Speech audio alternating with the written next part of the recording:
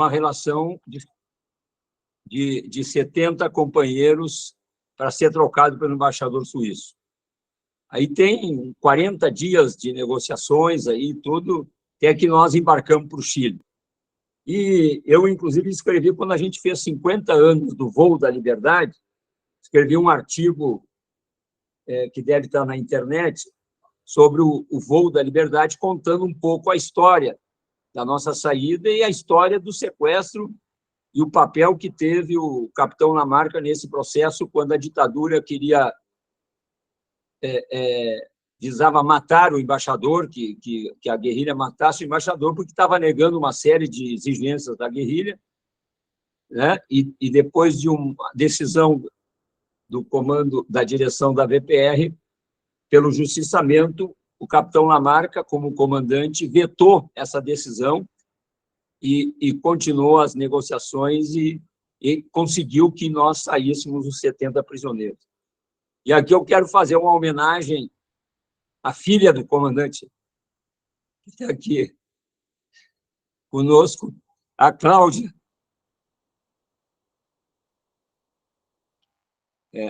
Essa menina aí que está aí com vocês, né, no vídeo, é a Cláudia Lamarca, filha do comandante. Então, feito isso, né, nós chegamos no Chile e aí a gente teve uma militância muito rica lá, tanto em relação ao Brasil, no apoio à nossa organização desde o Chile, né? E, ao mesmo tempo, militando no processo chileno. Então, eu tive a oportunidade de trabalhar, a minha relação, inclusive, com a democracia participativa, começa no Chile mesmo, quando os empresários fechavam as empresas para fazer um boicote de produção de bens de consumo, inclusive, no Chile, os trabalhadores tomavam as empresas. E eu tive a oportunidade de trabalhar numa dessas empresas, na gestão dessa empresa, que era a Consórcio Netos Hermanos, que é uma indústria de conserva com filiais no interior, em São Bernardo, tinha sede em Santiago, e ela era administrada, ela foi incorporada a todas as empresas que eram tomadas pelos trabalhadores depois do lockout que fazia os empresários, foram incluídas na figura da área de propriedade social. Então, não era uma estatal, né, mas era uma empresa de propriedade social, administrada pelo uma gestão do sindicato e também de um interventor que o governo Allende nomeava para fazer a gestão. Para vocês terem uma ideia, né, em maio de 1973, tinham 285 empresas, sendo 165 estatais e 120 da área de propriedade social. Essa figura da área da propriedade social não estava nem no programa da Unidade Popular, mas foi fruto da luta de classe que se estabeleceu no processo, né? O boicote dos empresários, a reação dos trabalhadores, a organização dos trabalhadores, e foi um avanço, inclusive, programático naquele momento.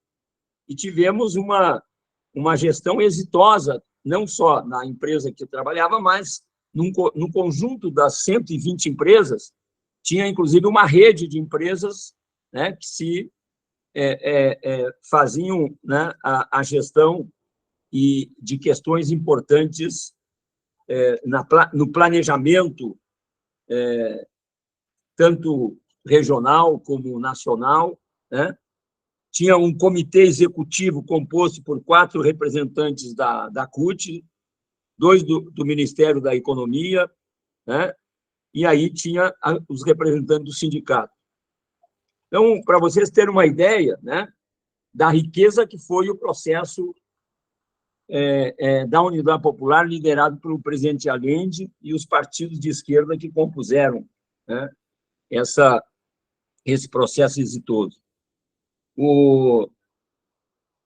Bom, com o golpe do Chile, né, eu estava, inclusive, nessa empresa, nós nos entrincheiramos para resistir ali mesmo na empresa, né, na espera de que tivesse um racha nas Forças Armadas e o chamamento do Allende, né, pudesse ter armas para poder fazer a resistência e a insurreição no Chile, naquele momento. Mas o general Prates, que era uma esperança que nós tínhamos de que surgisse com alguma cisão das Forças Armadas, já estava na reserva. Eu não vou aqui retomar esse período, porque não é o tema nosso, mas era, depois do Tancaço, né, a direita passou a hostilizar, junto com as mulheres de oficiais, o próprio general Prates para que ele renunciasse. Foi aí que surgiu essa figura do Pinochet substituindo o general Prates. Mas dali nós nos dispersamos da fábrica e eu fui para a população de São Miguel, que é a população que fica ali a Pan-Americana, corta ela pelo meio, e ali tinha uma base boa do Partido Socialista, onde eu entrei na clandestinidade ali, e no final, né, como apareceu depois o general Prates algemado na televisão, nós vimos que não tinha mais como ter uma luta insurrecional, e sim uma luta clandestina de resistência de longo prazo. Aí os próprios chilenos também tiveram essa avaliação, e como nós, os estrangeiros, éramos muito procurados, era um peso para eles terem nós nesse processo clandestino. Aí, em outubro de 73, entrei no refúgio de Padre Hurtado, né, e de lá fui para Cuba, em janeiro de 74, através das Nações Unidas.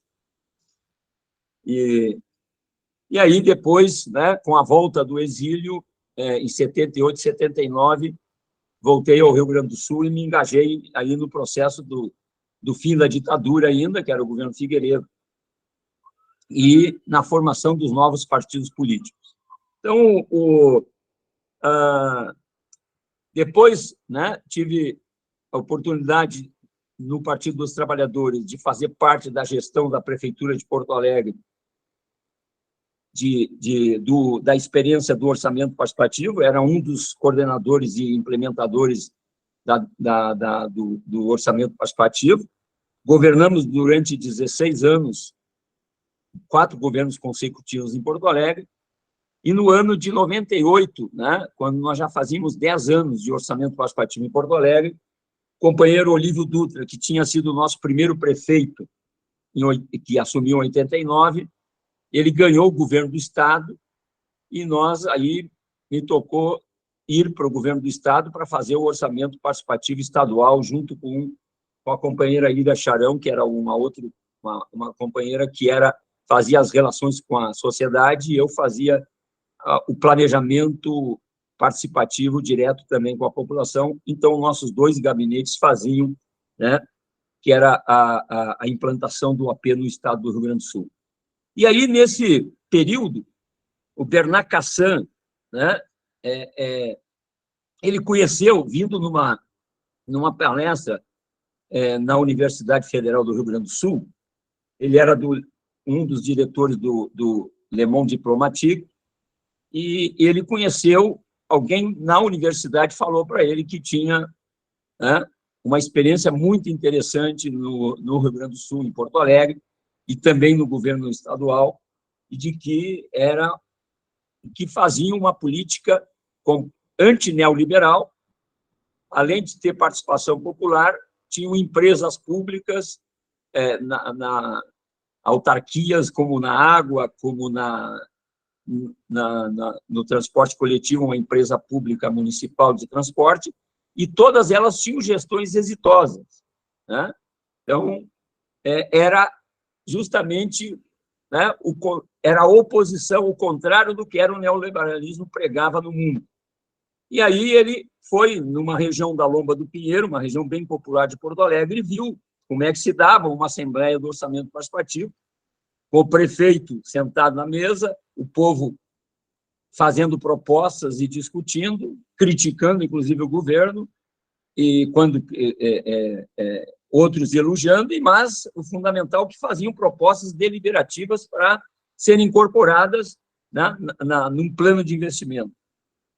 E no ano 2000, né, eles, na Europa, liderado pelo Bento Mencassan, fez um contato com o nosso prefeito de Porto Alegre, Raul Ponte, e mais o governador Olívio Dutra e o vice-governador Miguel Rosseto, para fazer o Fórum Social Mundial em Porto Alegre.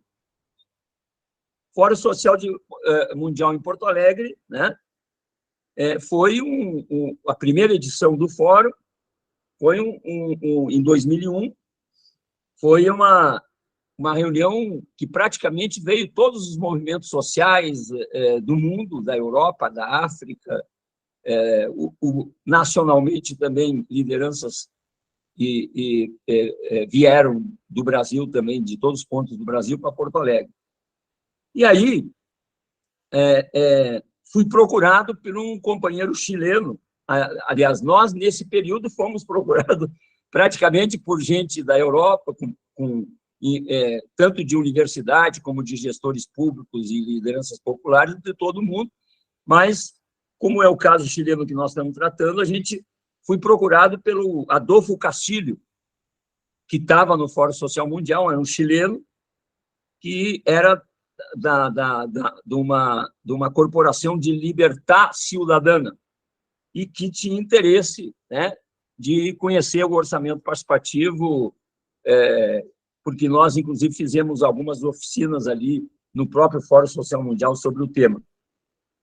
E aí eu passei para ele um livro que eu e o Tarso Genro, ex-prefeito de Porto Alegre, tínhamos escrito, né, em 97, sobre orçamento participativo, a experiência de Porto Alegre, que tinha tradução em espanhol, né, uma tradução uruguaia, uma tradução argentina, uma tradução também na Espanha. E aí eu dei um livro para ele, né, e aí ele acabou depois nos fazendo um convite para ir ao Chile. E aí começamos uma implantação do orçamento participativo na comuna de São Joaquim. São Joaquim é uma comuna perto da poblação La Légua, ali, porque Santiago, na verdade, ele é uma região, porque ali tem várias comunas que seriam para nós municipalidades com prefeitos. Então, aí tivemos uma experiência aí de começar a implantar o orçamento participativo e que passou a ser também um elemento, uma municipalidade que começou a servir de exemplo para outros lugares do Chile. E isso foi em 2001 mesmo, né? 2005, 12 dirigentes sociais que eram conselheiros do orçamento participativo de São Joaquim vieram a um Fórum Social Mundial em Porto Alegre, de novo, uma outra edição, e tiveram um intercâmbio, né, com conselheiros e lideranças comunitárias de Porto Alegre, e aí se estabeleceu, inclusive, um intercâmbio, né, uma liderança importante ali, também de uma vila popular, Vila São Judas, foi para Santiago do Chile passar a experiência diretamente como líder comunitário. E aí se estabeleceu, né, uma relação permanente tanto do ponto de vista da sociedade como do ponto de vista dos gestores públicos. E agora, mais recentemente, né, quando eu nesse momento, estou no governo federal do presidente Lula, na Secretaria Nacional de Participação Social, como diretor de Planejamento e Orçamento Participativo. E estamos fazendo a experiência do PPA, do Plano Plurianual, que é um plano de 4 anos de médio prazo, que todo governo, desde a Constituição de 88, todo o executivo, seja municipal, estadual ou nacional, tem que fazer para apresentar ao parlamento. Então, nós estamos numa experiência percorrendo todo o país, nos 27 estados com plenários estaduais, e também né, com reuniões livres da sociedade e uma plataforma digital onde permite que os cidadãos e os conselhos acessem a plataforma e possam votar em 3 programas do governo e fazer 3 propostas da sociedade. Esse processo nós começamos no dia 18 de abril com o Fórum Interconselhos, depois, 11 de maio, na Bahia, em Salvador, com o presidente Lula junto, né, e as plenárias estaduais lançando a plataforma e também a concepção de reuniões livres que a sociedade pode fazer em qualquer rincão do Brasil. A partir daí, né, o pessoal do Chile me contatou novamente para que o governador, né, de Valparaíso, o Chile não tinha eleição. Vocês se recordam que, quando nós vivíamos ali no exílio, tinha as intendências, que eram um governo regional, mas era nomeado pelo presidente da República. E de lá para cá, mesmo passando por ditadura e mesmo depois do período da redemocratização, continuava sendo assim. E aí, né, no ano que foi a eleição do Boric, teve a eleição para os governadores e a primeira eleição, então, do Chile para governador. E aí foi eleito governador, né, da região de Valparaíso, onde tem 38 municípios que compõem a região. Ali tem o próprio município de Valparaíso, o município de Vinha del Mar, tem o município também de Vidia Alemana, e que compõe, né, mas com prefeituras também, com gestões municipais, e o governo estadual que tinha recém sido eleito, Rodrigo Mundaca, que, no outro debate que nós tivemos com o companheiro, conheceu, fez uma entrevista, inclusive o companheiro que nos palestrou a semana passada, tinha feito uma entrevista com o Rodrigo Mundaca, que era um líder na defesa da água e do subsolo e da água do Chile, em função de que as multinacionais começaram a produzir abacate e eles tiram água do subsolo para irrigar os abacates. Quem for ao Chile hoje, nessa ocasião, quando eu fui para Valparaíso, de carro, de Santiago, tu pode ver no trajeto, em alguns lugares, na pré-cordilheira ali, aquelas plantações enormes subindo o morro com plantações de abacate. E isso vai sugando a água do Chile. Então, esse líder, Rodrigo Mundaca, se consagrou ali como uma liderança importante e continua sendo uma liderança em defesa da água pública, da estatização da água no Chile. E ele se elegeu com 300 mil votos a governador de Valparaíso. Aí eu cheguei lá no dia... aproveitei para ir ao Chile no feriado do 21, para economizar aqui os dias de trabalho, aqui não ter problema de calendário.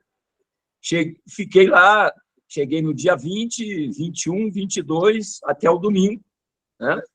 E tivemos a possibilidade de ter uma convivência muito importante com o governador e também com as prefeituras que têm orçamento participativo, como a prefeitura de Vidia Alemana, que é a prefeita Javiera Toledo, que tive a oportunidade também de reunir com ela e com a sua equipe e depois fazer visitas à população ali, até mandei umas fotos ali para a Angelina e para o Beluzi, e vocês tinham que ver o carinho dessas pessoas. As pessoas abraçavam a gente e diziam, né, da importância que tinha a eleição do presidente Lula para eles. E que, durante o segundo turno das eleições, tive relatos ali que eles ficaram angustiados com a apuração, né? E até que se teve aquele cruzamento, né, do Lula passando à frente.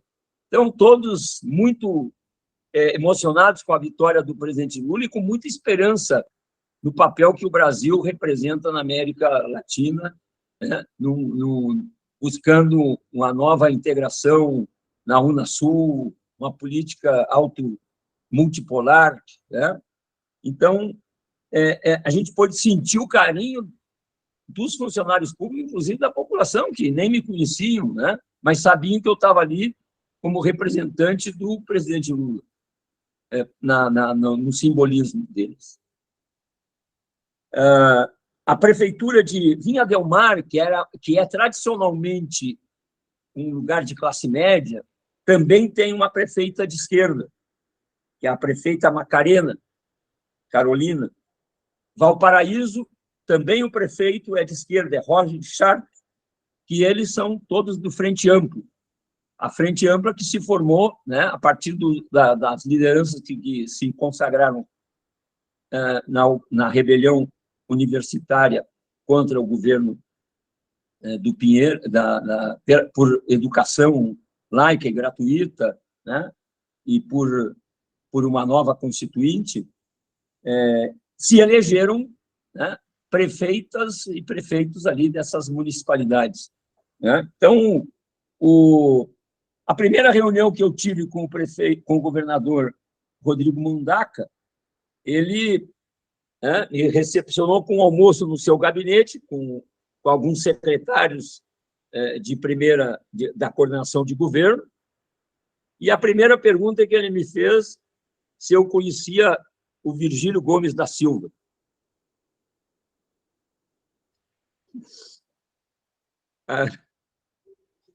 Aí eu disse, não, esse é um herói do povo brasileiro, que comandou o sequestro do embaixador americano, né, rompendo a censura que tínhamos na ditadura, fazendo com que o mundo todo soubesse, e além de libertar prisioneiros políticos. E ele disse, pois é, o filho dele, que tem o mesmo nome de Virgílio Gomes da Silva, estudou 4 anos comigo em Cuba. Então, as coisas não acontecem por acaso. E aí, depois, nós tivemos, né, entrevistas de imprensa,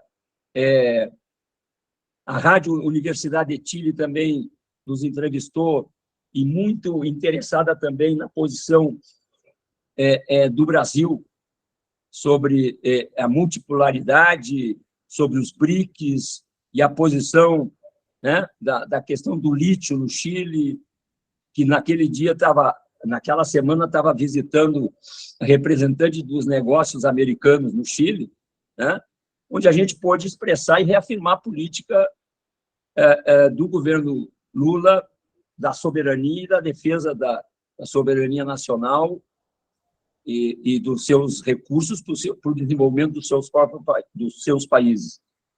Então, tivemos ali uma reunião também com a Camila, que é uma jovem deputada nacional da região de Valparaíso, que faz parte do Congresso Nacional chileno. Então, uma troca de experiência onde a gente conseguiu passar para eles uma questão conceitual muito importante, né? Sempre, e eu vou encaminhar aqui para ficar à disposição de vocês para a pergunta, uma das primeiras questões, né, inclusive no seminário organizado pelo governo regional, eu sempre coloco um conceito inicial em que muito nós vivemos, ou seja, que há uma crise de legitimidade política e fiscal, né, no Estado contemporâneo, que o Estado liberal, em seu estado atual da hegemonia do capital financeiro, agravou o processo social, evitando o fracasso das políticas compensatórias, que até então eles faziam, né?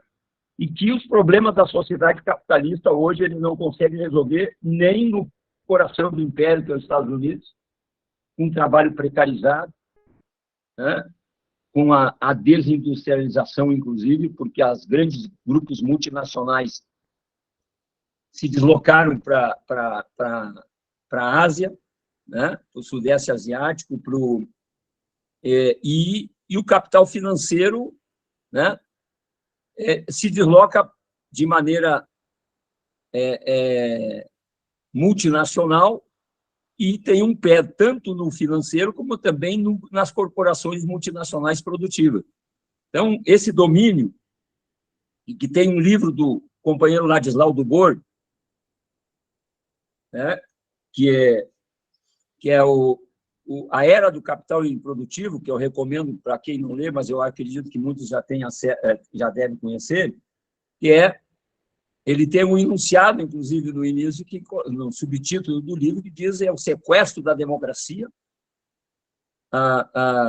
o domínio do capital financeiro e a destruição do planeta. Então, esse é uma das origens, inclusive, do fascismo que nós vivenciamos no Brasil, se vivencia na Europa, na Itália, na França, em vários países, porque o capitalismo já não dá conta de resolver os problemas mais básicos da população. E aí, nesse terreno, surge um Trump que diz que vai trazer de volta a indústria, vai trazer de volta o emprego industrial, mas é uma versão, né?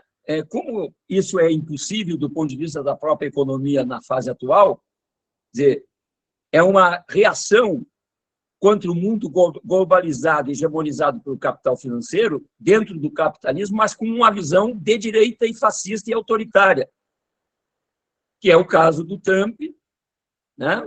E aí as suas ramificações na Europa e na América Latina, vide no Chile, o que concorreu contra o Boric, né? E aqui no Brasil, esse personagem, né?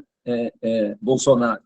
Então, mais do que nunca, né, nós temos uma fase que tu precisa ter uma economia de transição ao socialismo, uma economia e uma política de transição, e, portanto, uma política internacional, né, multipolar, onde os BRICS, a China, né, a África do Sul, a Índia, a Rússia, né, tem um papel nos BRICS importante e também os países da América Latina aqui, que com a eleição do presidente Lula tem um papel importante de nós poder recuperar também a Unasul e outras integrações.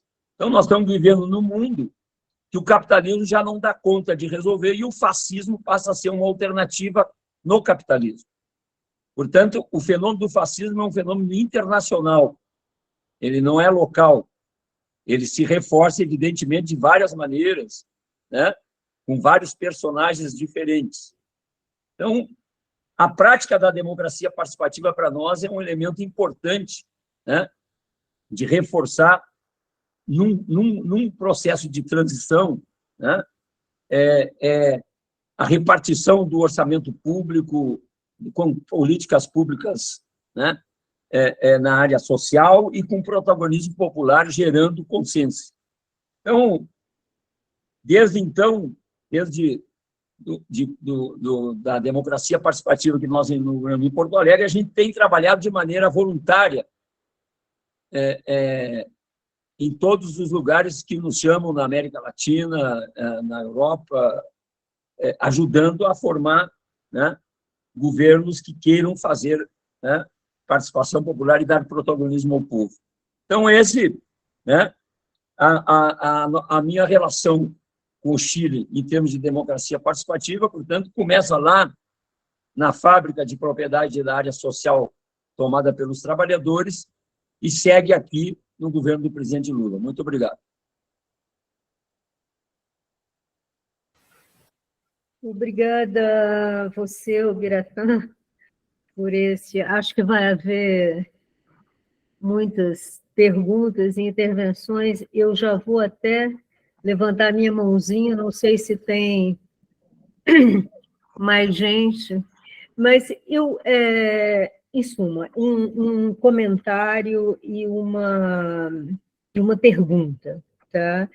O comentário é que, bom, desde que no começo do grupo Viva Chile, quando você falou sobre essa sua viagem ao Chile e tal, eu me interessei imediatamente, porque eu, digamos, visto da França, onde eu morei muito tempo, eu tenho me interessado e acompanhado muito esse debate, que não é apenas, claro, ou seja, Porto Alegre é uma espécie de farol nessa discussão, mas essa discussão hoje é muito importante na Europa também, ela é muito importante na França, ou seja, tem um grupo grande que tem particularmente hoje um coletivo que se chama Coletivo Senado Cidadão, porque ele é albergado pelo Senado francês, mas com ramificações na Bélgica, etc., que está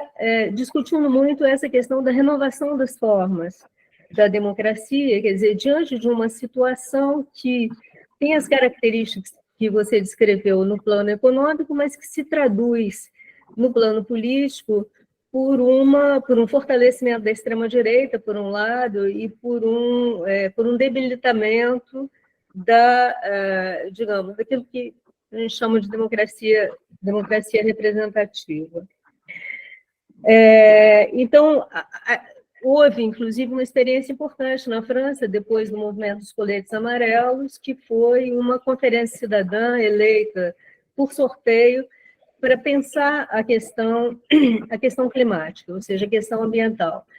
O governo, depois de ter promovido para acalmar o movimento dos coletes amarelos, botou os resultados dessa conferência cidadã, ou seja, foram cidadãos eleitos na França inteira, por sorteio, eleitos não, mas sorteados na França inteira entre os que se candidataram a ser membros dessa comissão, produziram um relatório, foi posto no bolso e enterrado pelo governo Macron.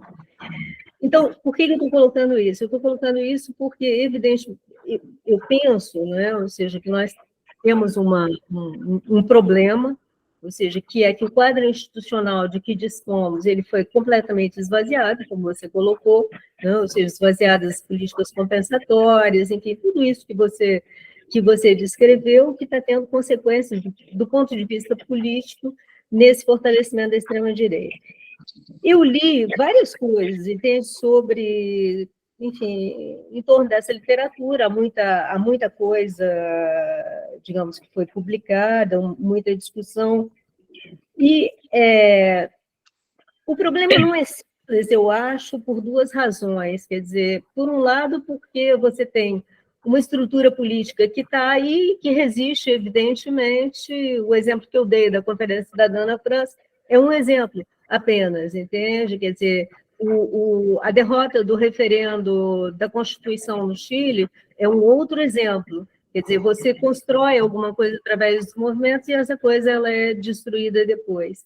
Então, eu gostaria, e essa é a pergunta, eu gostaria de te ouvir um pouco mais substantivamente sobre os resultados da participação propriamente dita. Quer dizer, nós temos uma conjuntura, tanto no Chile quanto no Brasil, que favorece experiências locais, mas, na sua longa trajetória, quer dizer, qual é a sua experiência? As pessoas participam realmente?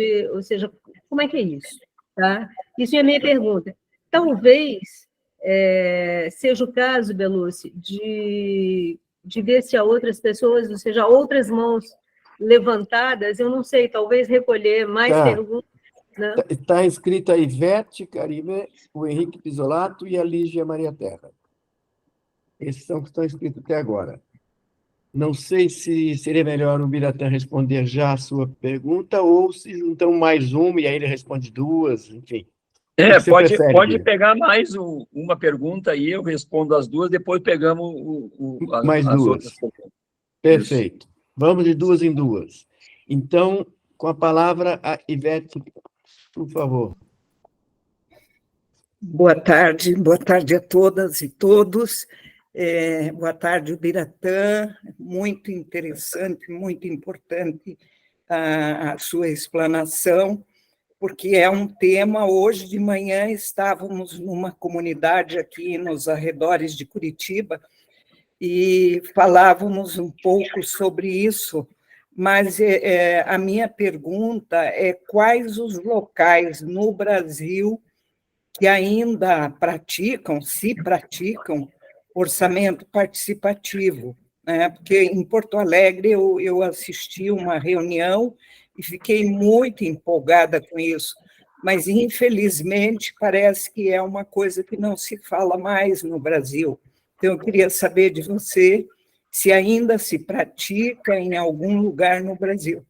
É mais uma curiosidade, desculpa. Muito obrigada.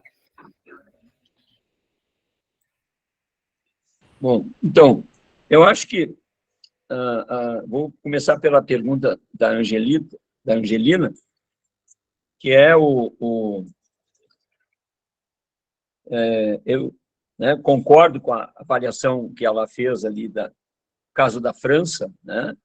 Quer dizer, o caso da França mostra bem a crise que vive o capitalismo nos países centrais, né? Os coletes amarelos, né? Na França, inclusive, eu tive a oportunidade de ir várias vezes lá na década de 90, porque Saint-Denis implantou. Saint-Denis é uma prefeitura que é governada pelo Partido Comunista durante, eu acho que, mais de 50 anos. E eles implantaram o orçamento, então nós criamos uma relação muito boa com eles lá. Inclusive, esse meu livro do Orçamento Participativo e Experiência de Porto Alegre, que eu escrevi com o Tarso Genro, foi traduzido em francês lá e circulou lá com eles também. Então, e tem, né, a questão da derrota do plebiscito no Chile. Eu acho que aí nós temos que ver que a democracia participativa é um elemento importante, tanto de melhorar a vida das pessoas, com políticas públicas, mas também gerar consciência. Mas ela não resolve o problema estrutural da luta de derrota dessa calamidade que é o capitalismo hoje, né? Ela acumula força. O caso do plebiscito no Chile, aí entra no outro contexto, porque aí é um problema de estratégia. Porque quando, né, quando a rebelião popular no Chile faz praticamente uma insurreição, mas sem tomar o poder,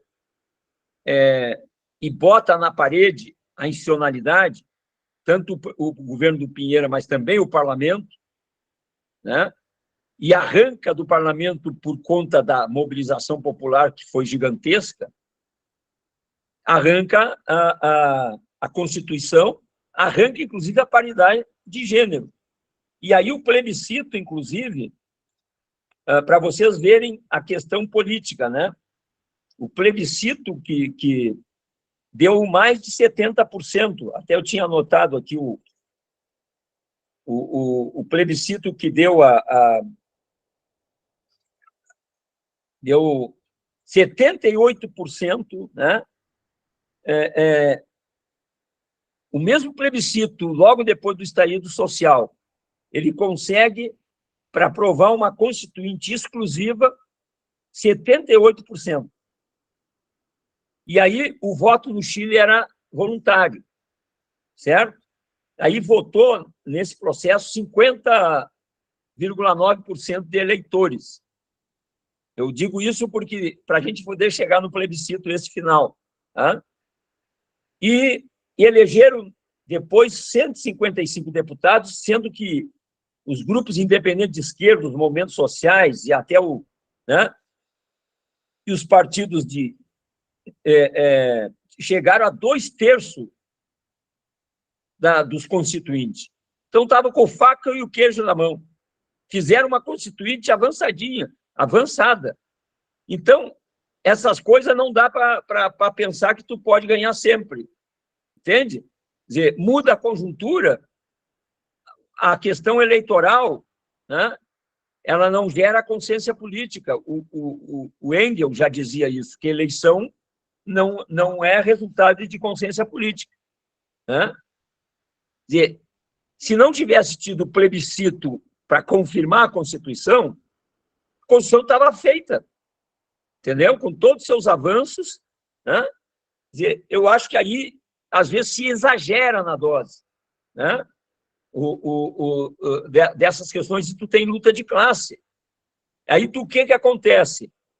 Acontece a eleição do Boric, que foi uma outra vitória contundente, e, inclusive, o segundo turno votou 1.200.000 pessoas a mais de que tinham votado no primeiro, é isso que dá a vitória ao Boric, e aí são os setores informais, que não são dos partidos institucionais, e aí o que tu tem? A direita começa a campanha do terceiro turno.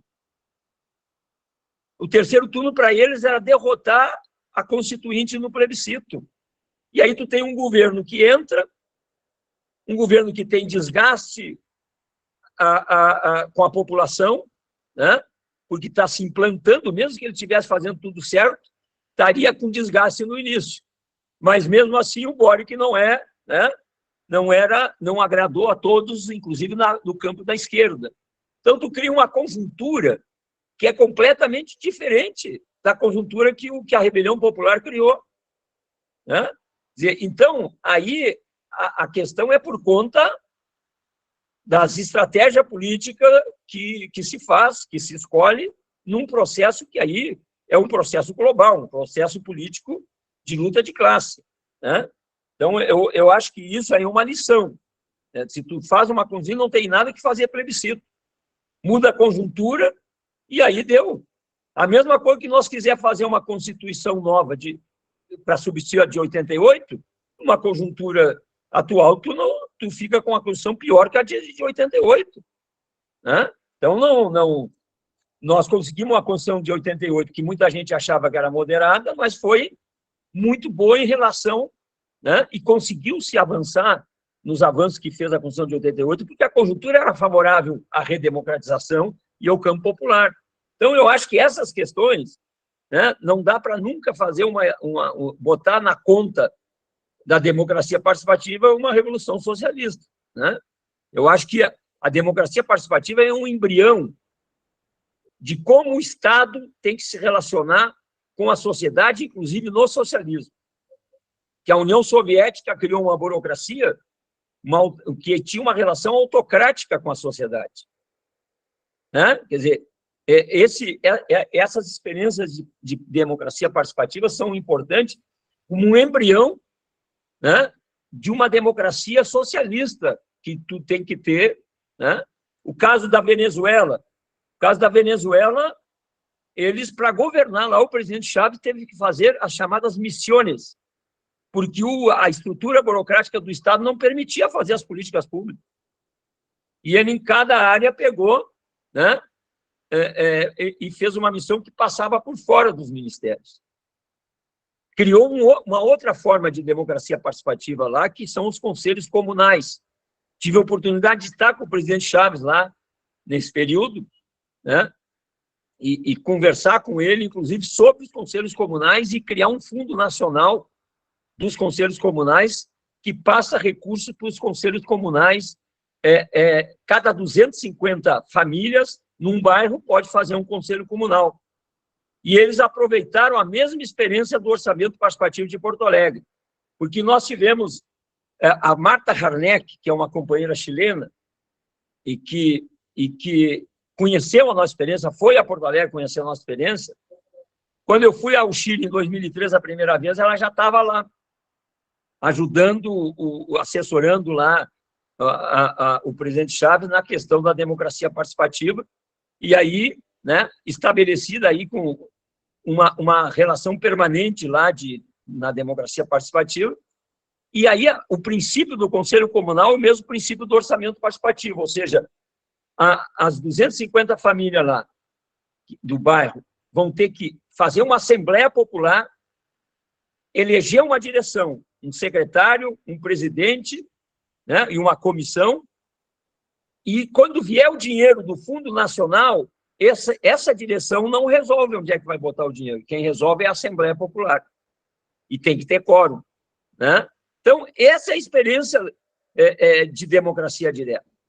Então, ela pode ser tanto de políticas públicas, como pode ser também, tipo essa, pela base. E esses conselhos comunais passaram a ter um papel importante na resistência contra a direita, nos boicotes que fizeram e assim por diante. Inclusive, na Venezuela, a experiência chilena das juntas, das JAP, Junta de Abastecimento e Preço, começaram a fazer também na Venezuela com o boicote que a direita faz dos comerciantes, e cada quarteirão tem uma junta de abastecimento e preço, né? Então, isso é democracia participativa, né? Então, para responder os resultados, né, que a Angelina perguntou, Porto Alegre, quando nós começamos em 89, Porto Alegre era uma cidade que era construída no centro e nos bairros de classe média. Nas zonas periféricas, as vilas populares, com o êxodo rural que teve na década de 70, 80, estavam cheios de favelas, de vilas irregulares, sem serviços públicos, sem água, né?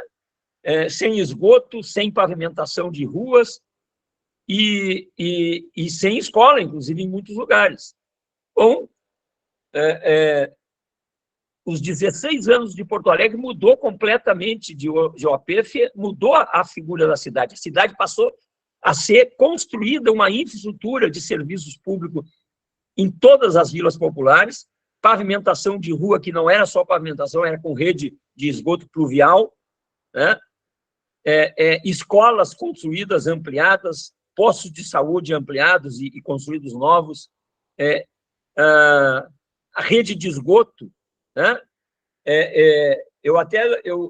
Nós temos um livrinho aqui eu não estou com ele na mão aqui, deixei no meu trabalho, que são os 16 anos do AP, que tu tem ali tudo que foi feito, né?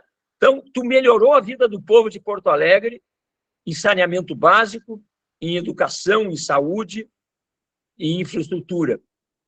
Enquanto a gente não faz a revolução, nós vamos melhorar a vida do povo desse jeito, né? A mortalidade infantil diminuiu nesses lugares. E no caso da experiência do AP do Rio Grande do Sul, no governo Olívio Dutra, de 99 a 2002, também fizemos uma transformação extraordinária, né?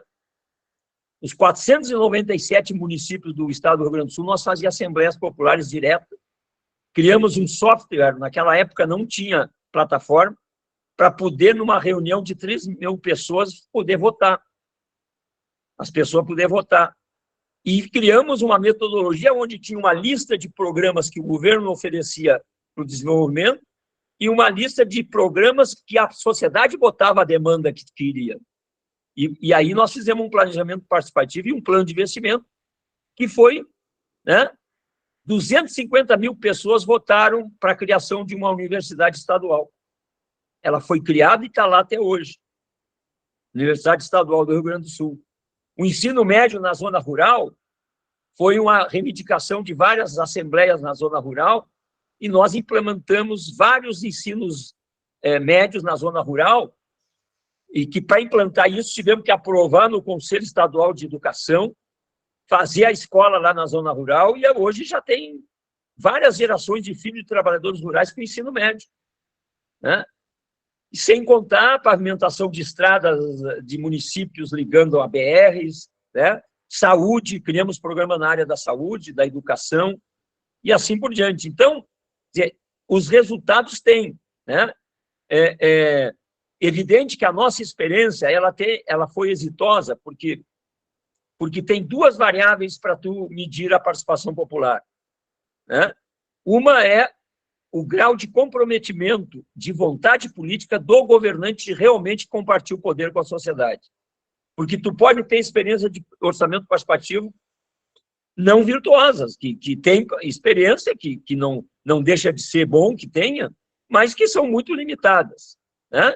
Então, e a outra é o grau de organização da sociedade. Se a sociedade tem uma organização social, capacidade de mobilização e autonomia, e não está subordinado ao governo, é outra variável fundamental, e aí tu tem um processo de cogestão, né? Desde o plano diretor de Porto Alegre, nós discutimos a reforma do plano diretor através das 16 regiões do orçamento participativo, e foi criada 8 regiões de planejamento da cidade, juntando cada 2 regiões do orçamento participativo. Então, esse é um processo exitoso, porque tu tinha dos dois lados a vontade política, o Olívio Dutra, o Raul Ponte, o Tarso Genro, o João Verle, nós tínhamos uma centralidade na gestão, que os secretários nossos não podiam inventar a obra. Era o que estava decidido pela participação popular, e também porque nós queríamos as temáticas gerais de desenvolvimento, de transporte e circulação, que o governo, obras estruturantes, ele propunha como iniciativa do governo, e que eram aprovadas também no orçamento participativo. Então, os secretários tinham que participar, ou servindo a participação popular, ou elaborando aquilo que prioritariamente, estrategicamente, o governo institucionalmente estava priorizando também, né? Mas não fazendo uma política clientelista. Eu sou ministro, então eu saio a fazer coisa para cá, outra para lá, né, para aumentar o eleitorado. Então, essas questões são fundamentais, né? Então, a pergunta da Ivete eu acho que também eu já estou respondendo nesse sentido. Tu tem, desde a eleição do presidente Lula em 2002 e a partir de 2003, se vocês pegarem um gráfico, tem vários estudos por aí, eu não estou com eles aqui na mão, mas não precisa muito estudo para isso, né? Ou seja, mais para tu ter estatística. Mas a partir de 2003, com o advento do governo de coalizão, as prefeituras passaram, o modelo era o orçamento participativo. A partir do governo de coalizão, prefeituras do PT passaram a ter governo de coalizão também, e abandonando a democracia participativa, né? Puxando setores de centro, de direita para o governo, para terem maioria na Câmara de Vereadores.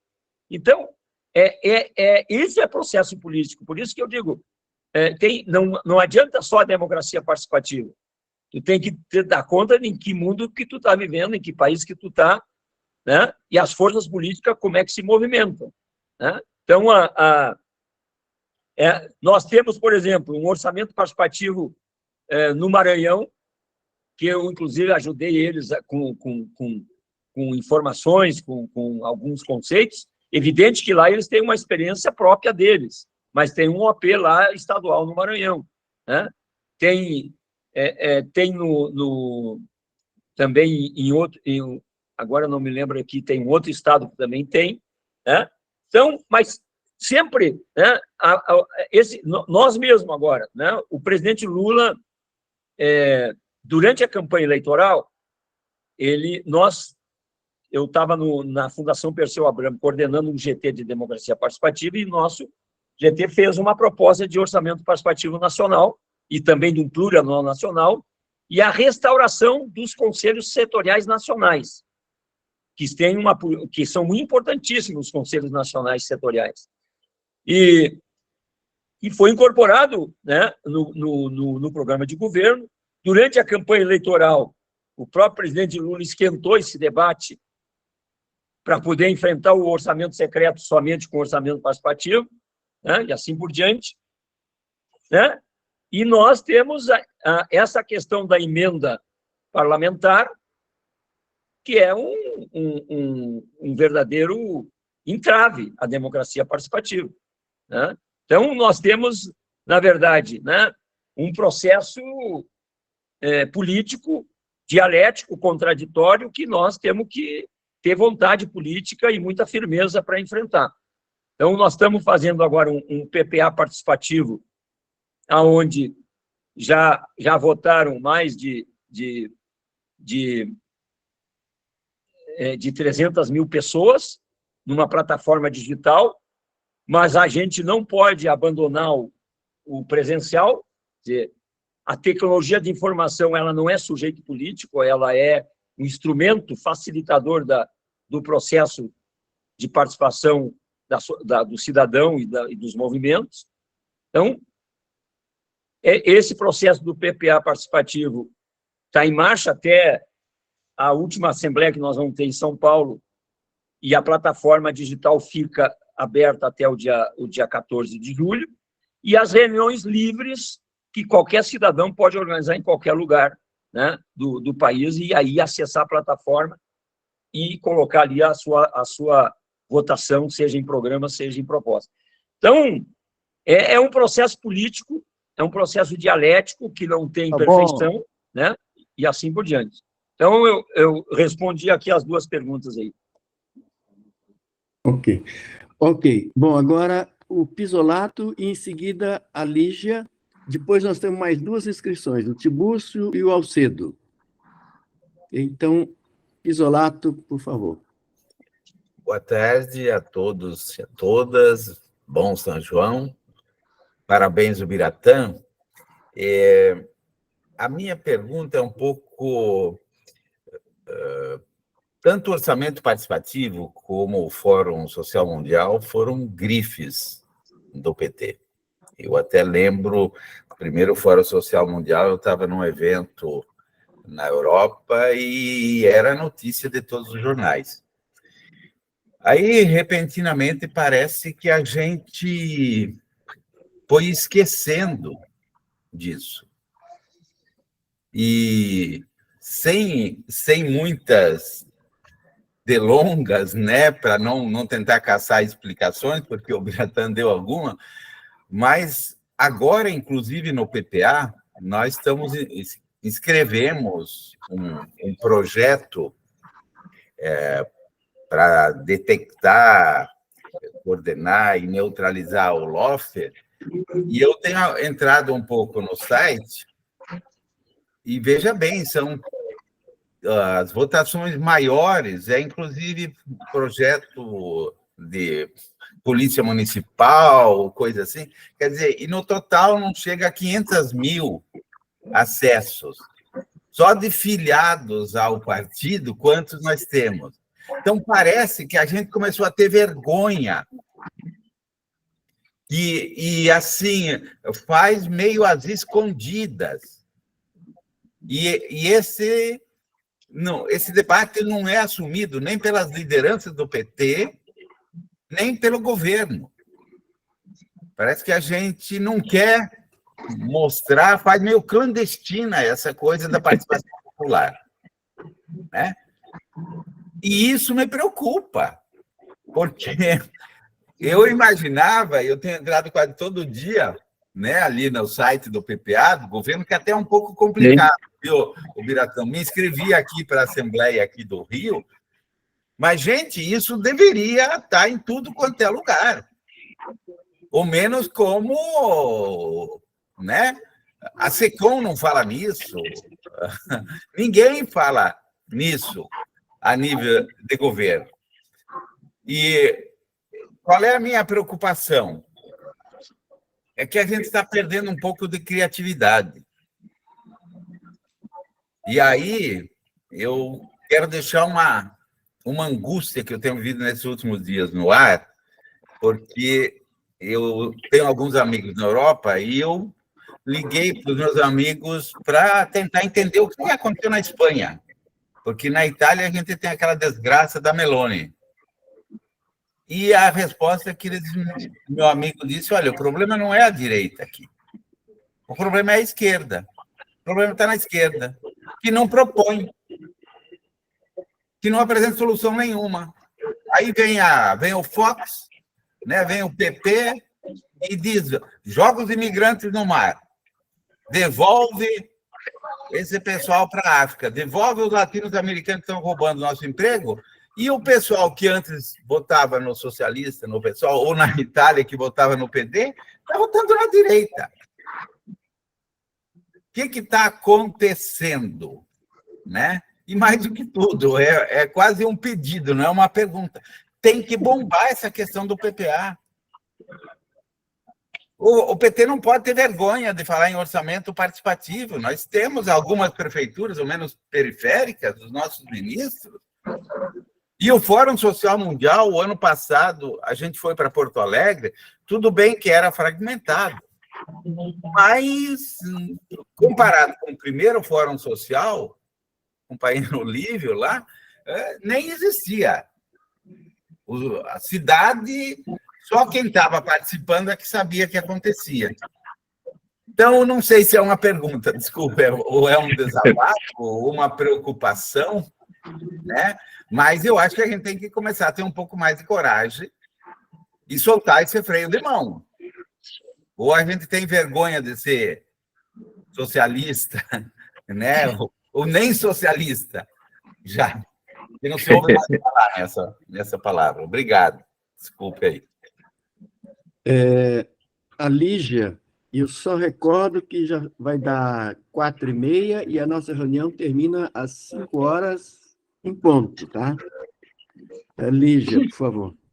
Oi, boa tarde para todos.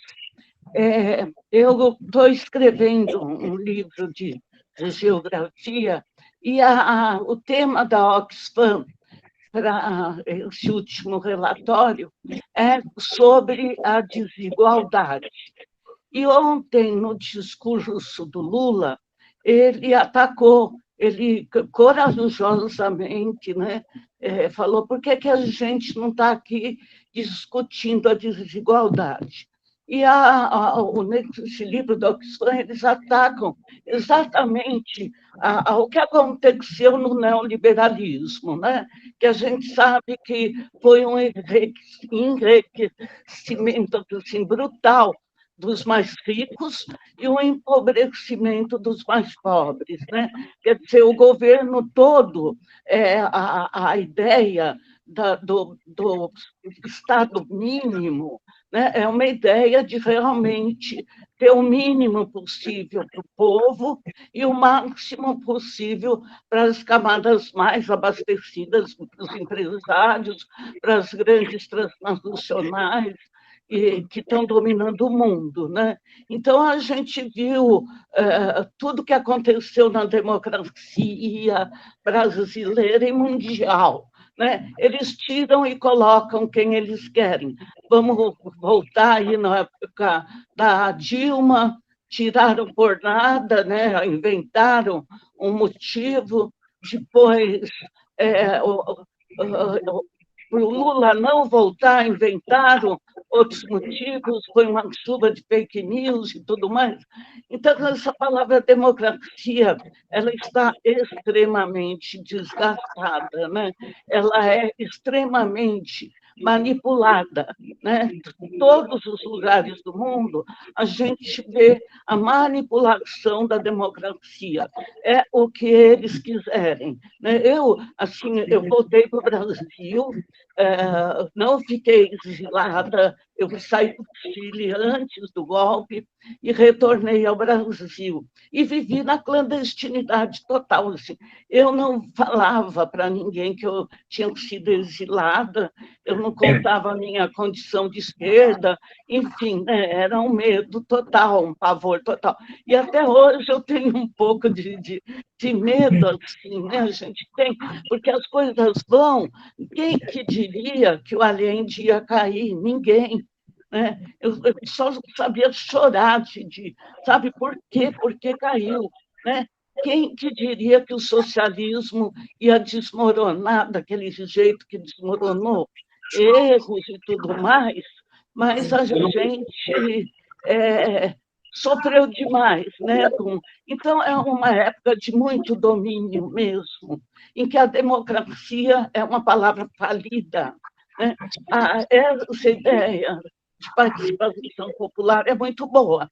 No entanto, a Oxfam e o Lula mesmo falou ontem que a base disso tudo é empobrecimento, é a desigualdade, é o fortalecimento desses grandes grupos transnacionais, é o fortalecimento. A própria, no meu entender, ela tem 2 netos ucranianos, nascidos na Ucrânia, em Chernigov, que é perto de Chernihiv, e os meus 2 netos, uma nora ucraniana e tudo mais. Né?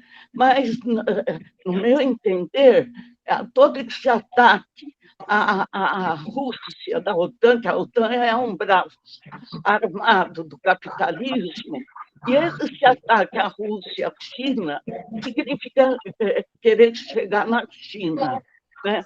E tudo isso pesa na geopolítica mundial, né? Então, é como o Biratã falou, não é possível a gente, às vezes, ter um orçamento participativo realmente funcione, que seja benéfico, que traga benefícios, não é?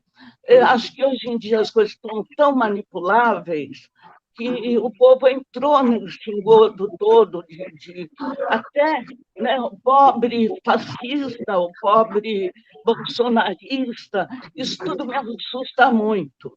Mas eu acho que o Lula pegou aonde tinha que pegar.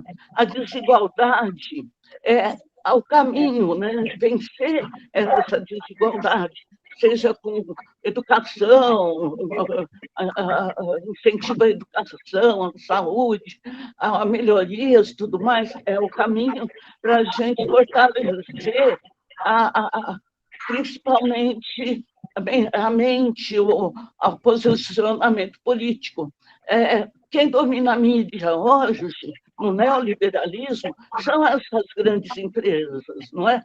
Então, acho que na base de tudo isso, a gente tem que desmontar e lutar contra isso também, né? E acho que esse orçamento participativo é maravilhoso, né?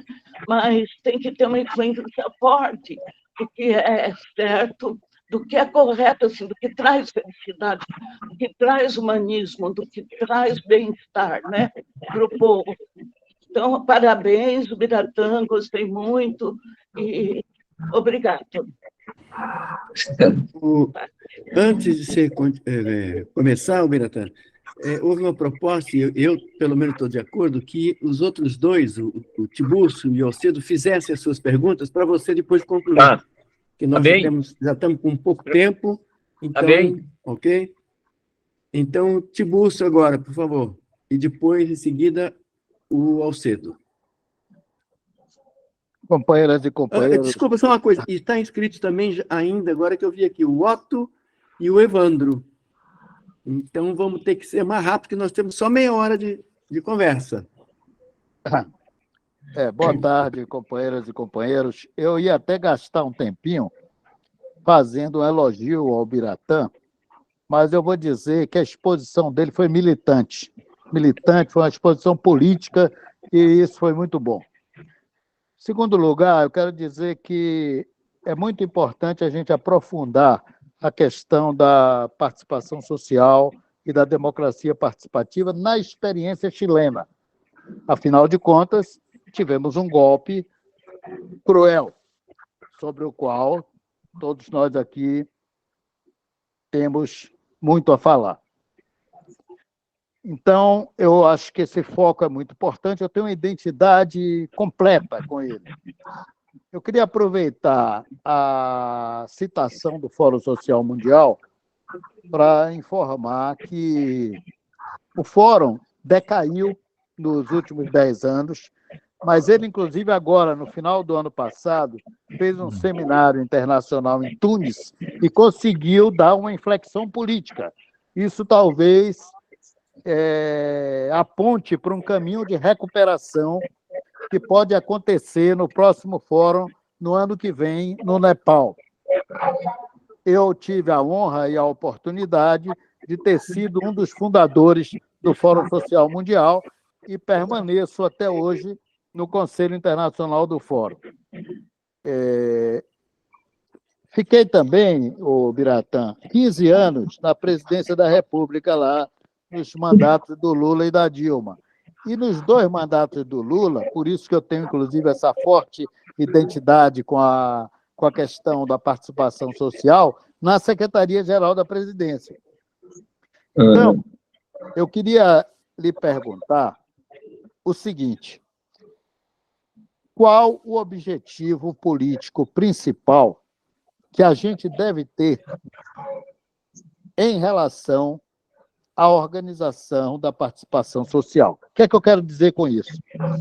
É preciso que os setores populares participem e tenham um processo formativo de resistência aos prováveis novos problemas que nós vamos ter pela frente, retrocessos e golpes, tanto no Chile como no Brasil.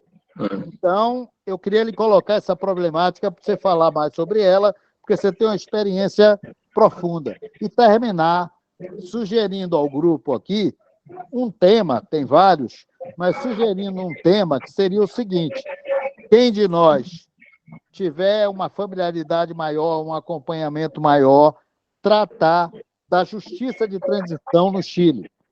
Como isso se deu lá e como isso pode servir de referência para o Brasil. Muito obrigado pela atenção. Valeu. Alcedo, a Sônia disse também que se inscreveu, embora ela não levantou a mãozinha, ela só escreveu ali no... Mas vamos lá, Alcedo, depois o Otto e o Evandro, e a Sônia. Não sei se vamos ter tempo para discutir isso, não. Vamos lá. Quem é que fala agora? O Alcedo. Está com a palavra o Alcedo. Alcedo Quintiliano. Está com a mãozinha levantada aqui. Ele estava aqui, ele não está na tela, mas não está a figura dele ali. Apareceu. Verdade. Bom, eu acho que o grupo não me conhece, eu sou irmão do Túlio, né? Do Túlio Roberto Quintiliano, e assassinado no Chile, né? Mas, enfim, o tempo é curto. O que eu queria comentar, o Pizzolato, na verdade, colocou o assunto que eu ia colocar também, assim como o Carlos, né? Que se colocou também. Eu só queria acrescentar ao Biratã, que eu bato palmas pela apresentação, né? Que o que está acontecendo de transformação no mundo, que parece estar evidente, só que está representado nessa luta, nessa guerra da Ucrânia, né? E nessa disputa econômica que envolve China, é uma busca de uma nova ordem mundial, né? De que forma todo esse debate, toda essa discussão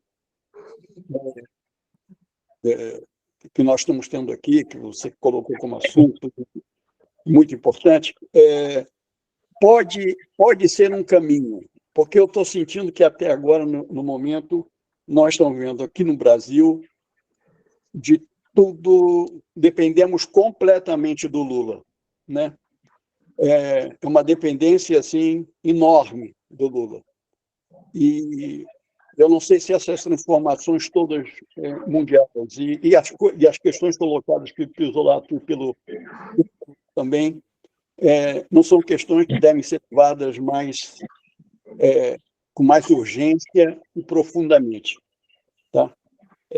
Obrigado, gente.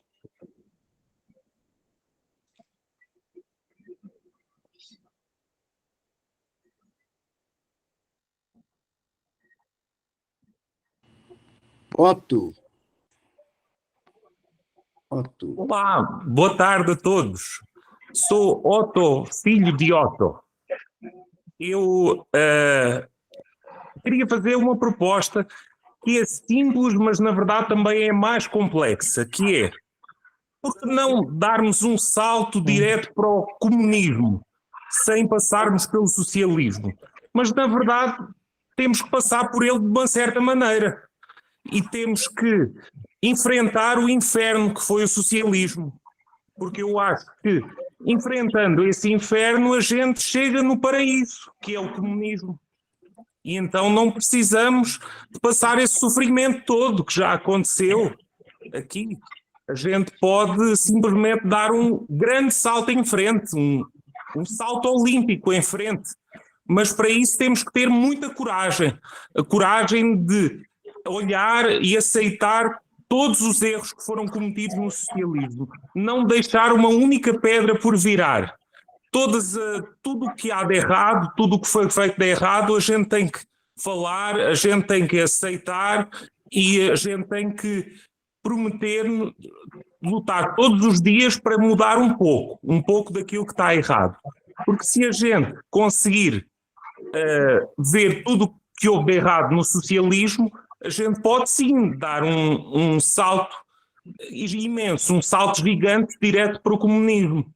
E esse é o meu projeto, e eu inclusive já lancei o primeiro capítulo dessa novela, porque é uma novela, porque é difícil, não é? A gente tem que dar um passinho de cada vez, senão a gente não consegue treinar as pernas para ter a força para dar aquele salto olímpico que a gente precisa para chegar direto lá, no objetivo final. E por isso eu digo só avante, camaradas, avante, camaradas. Ok. Evandro.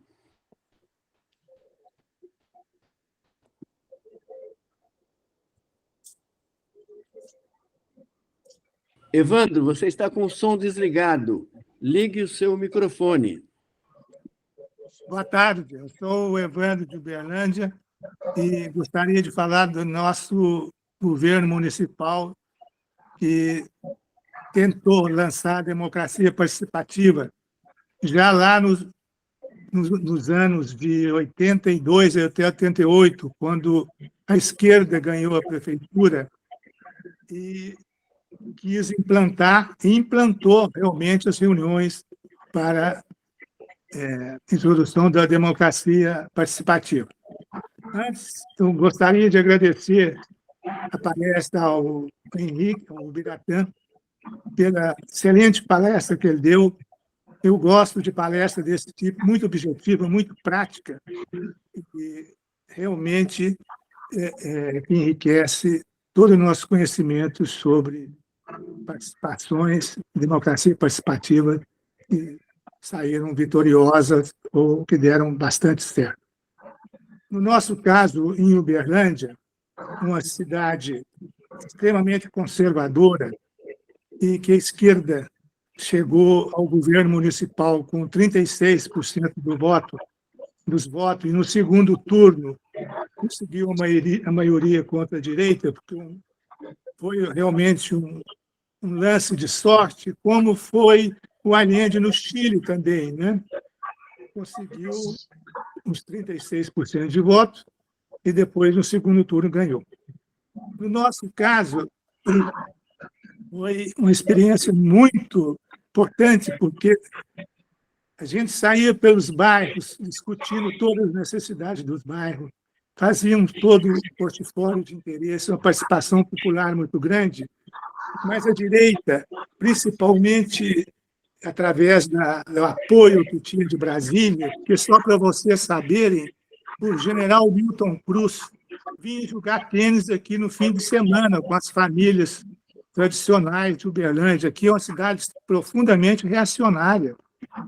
E boicotaram de todas as formas possíveis remessas de dinheiro para Uberlândia e as discussões nos bairros sobre distribuição de dinheiro, um dinheiro que não chegava, etc. O Brasil estava em crise econômica, depois o Sarney veio, a crise continuou. Resultado, resumindo a história, foi uma bela experiência de discussão sobre democracia participativa, mas, na prática, as políticas e o dinheiro não aparecia e as coisas não se concretizavam.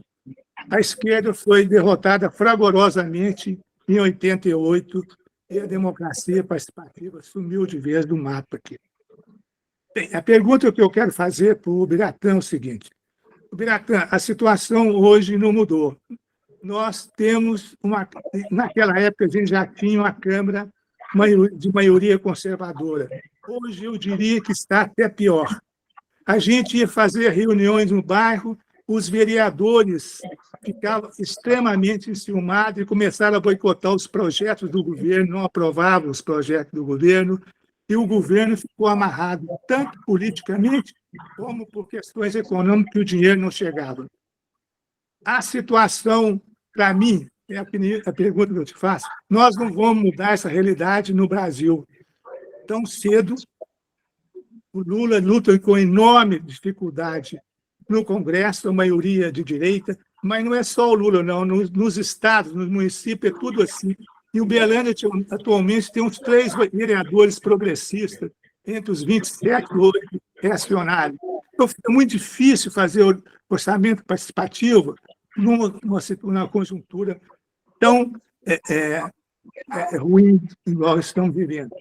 A minha pergunta, então, repito, a única solução que eu vejo até a gente melhorar a consciência das massas para que elas votem em candidatos mais progressistas é que haja um deslanche econômico, porque através da economia arrasta o povão, até a gente mudar a consciência um pouco mais para que a gente tenha maioria nos parlamentos para levar a política de orçamento participativo para frente.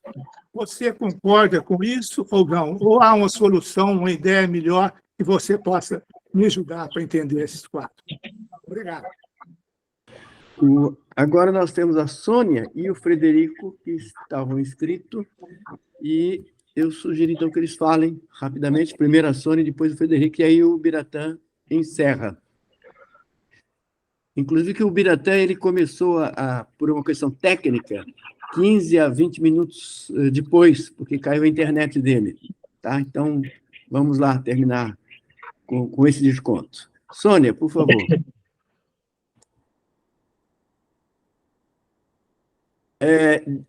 Você está com o som desligado, Sônia. Liga o microfone.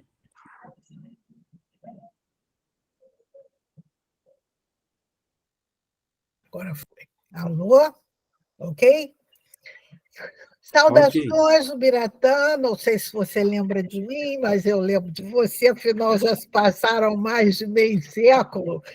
Vamos à pergunta, porque você daqui a pouco vai ter que falar sobre transição do socialismo ao comunismo. Isso é uma coisa que eu acho que demanda muito tempo. Amigo, companheiro, muito obrigada por estar dividindo, partilhando essa sua rica experiência. Eu tenho perguntas, vou a elas para não complicar.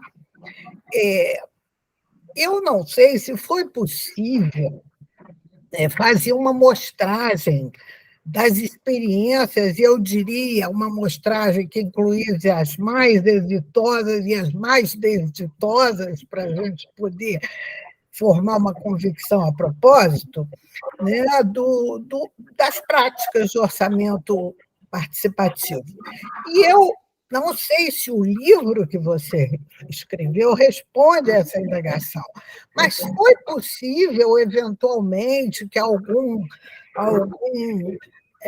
filósofo, não vamos dizer algum acadêmico, algum estudante, fazer um perfil de classe dessas participações?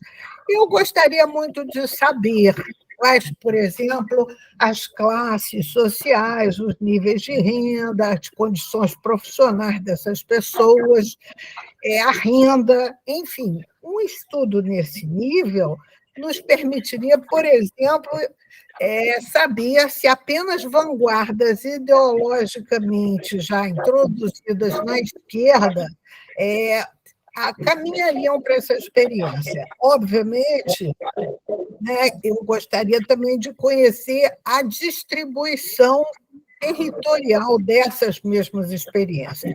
Aí outras questões, a regularidade das reuniões, a longevidade das experiências e, enfim, mais um aspecto, se a praxis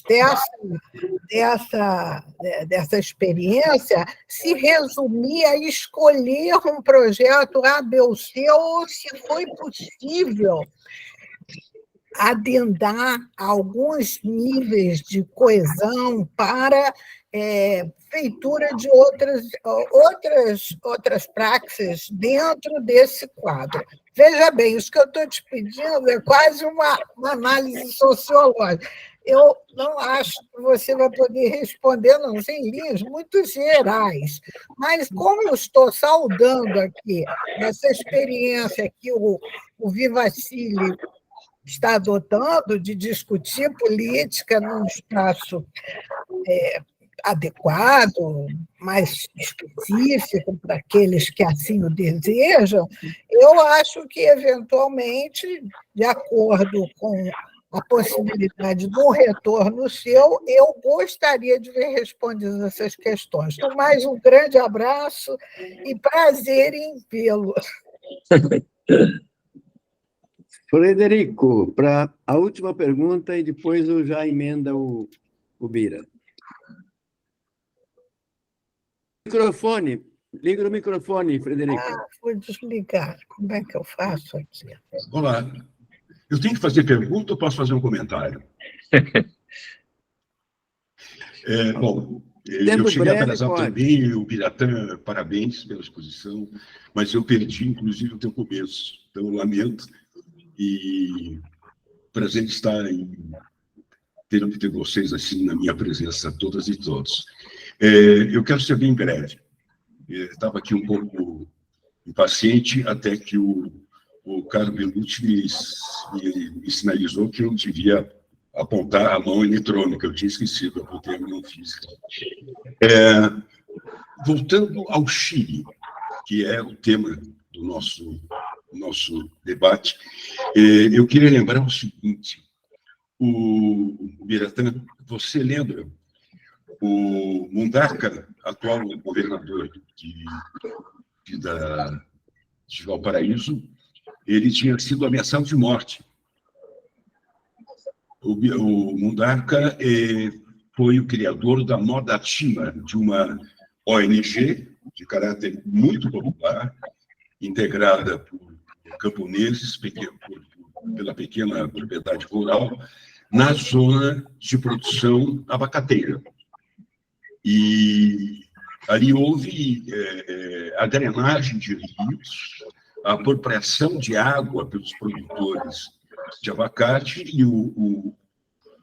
a origem de todo esse conflito está com o início das denúncias feitas contra esse desvio da água considerada bem público pelo Mundaca. Ele começa a ser perseguido, ameaçado de morte, e nesse contexto eu acabei conhecendo, fiz uma entrevista com ele. Ele, depois dessa entrevista, foi convidado para a Alemanha, em Nuremberg. Ele ganhou um prêmio de direitos humanos, 4 anos atrás. Então, eu fiquei muito satisfeito com a eleição do Rodrigo Mundaca, que é um autêntico representante de movimento social popular. E um dos poucos representantes desse movimento na atual estrutura e gestão pública chilena em seu conjunto. Agora, essa observação tem um outro motivo que mais apelativo para que todos vocês prestem atenção e tentem recordar que, anos atrás, houve um debate no Brasil sobre a tentativa de grandes empresas de buscarem acesso ao aquífero do Guarani, né? Que é o maior aquífero do Cone Sul, depois da Bacia Amazônica, e estavam implicadas empresas como a Nestlé e outras que são produtoras de água engarrafada, né? Como todos nós sabemos. Então, é muito importante ter presente a lei que ainda não caiu, a lei pinochetista da privatização dos recursos aquíferos, e quem não sabe entre vocês, pasmem, que essa lei, assim, aprovada entre gaios e medianoite, como dizem no Chile, nos estertores da ditadura, ela estabeleceu o seguinte direito: se o seu vizinho descobrir que no seu terreno há um veio d'água, tá? Ele pode fazer o registro em seu nome. e começar a exploração privativa desse meio da água, embora esteja no seu terreno. E essa é a origem da catástrofe privatista que se apossou dos recursos hídricos, mas que se estende do consumo de água potável até o uso, a exploração de recursos aquíferos por hidrelétricas, e esse está no comando de grandes multinacionais, entre as quais a Endesa, não é? Espanhol, italiano, etc. Então, só lembrar que isso nos sirva de alerta para o debate aqui no Brasil, onde ainda sobrevive uma estrutura a nível regional de abastecimento de água e saneamento. Bom, essa é uma das questões que eu queria abordar, e a outras é quanto à questão da relação de massas com governo, com partido, com governo, com Estado, apresentada pelo companheiro Biratã, e discutida brevemente aqui pelo companheiro Henrique Pisolato. Eu tenho um certo problema, Biratã, com essa tentativa de interpretação, porque o que nós vimos no Chile, a contraofensiva da direita, e após resultados positivos, né, no sentido da presença cidadã nas eleições, tem a ver com um sintoma que não é apenas chileno, ele é profundamente brasileiro, que é a despolitização, que ultrapassa 50% da população, que tem a ver com a parlamentarização dos partidos de esquerda, a sua social-democratização, com a ausência do partido, com o abandono do seu projeto original de enraizamento, que foram os núcleos de base, e a consequente ocupação desses espaços pelo fundamentalismo religioso aliado à extrema-direita. Isso também vem acontecendo no Chile. Então, enquanto as direções partidárias não se vergarem, não tiverem a humildade de aceitar que a força das ofensivas das direitas fascistas, neofascistas, é diretamente proporcional à fragilidade da presença das esquerdas, dos movimentos progressistas nas periferias urbanas e rurais, essa crise vai se aprofundar. Muito obrigado.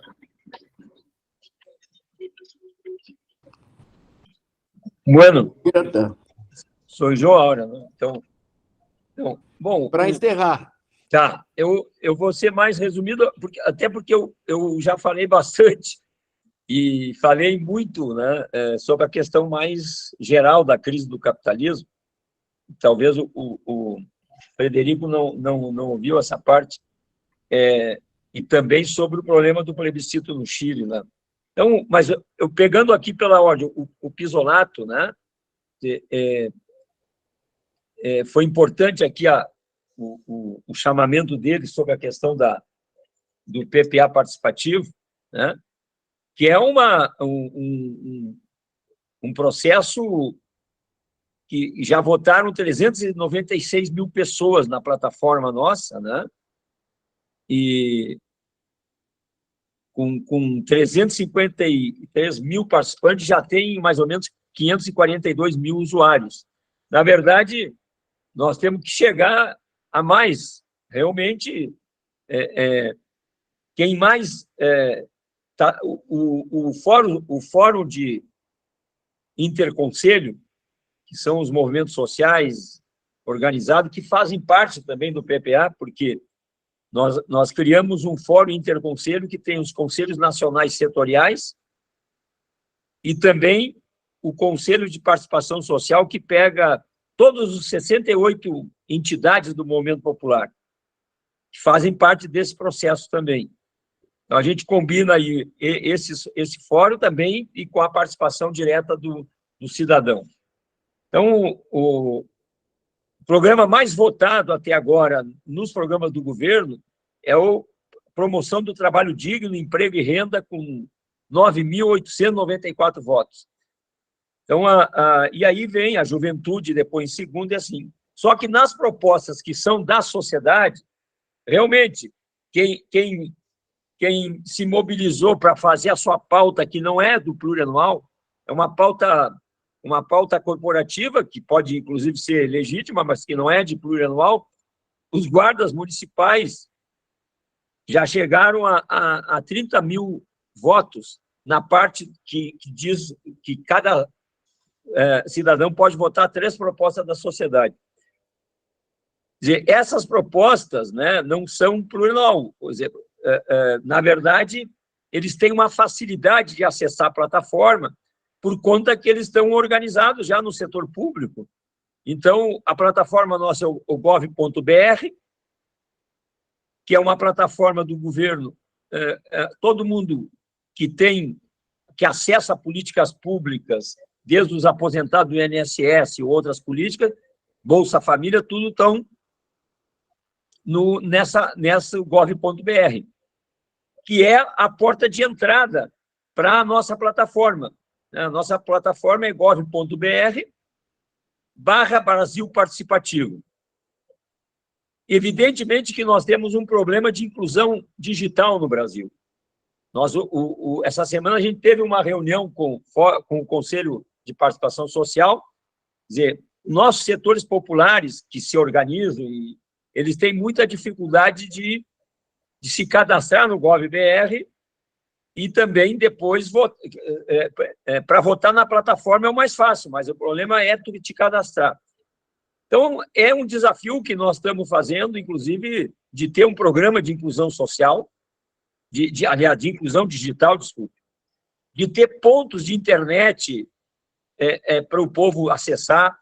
Outro dia eu estava discutindo com o pessoal numa reunião online, com os quilombolas lá do litoral médio do Rio Grande do Sul, e eles tinham reivindicações lá de abastecimento de água para a agricultura, e eles podiam fazer uma reunião livre, mas tinham que acessar a internet para votar.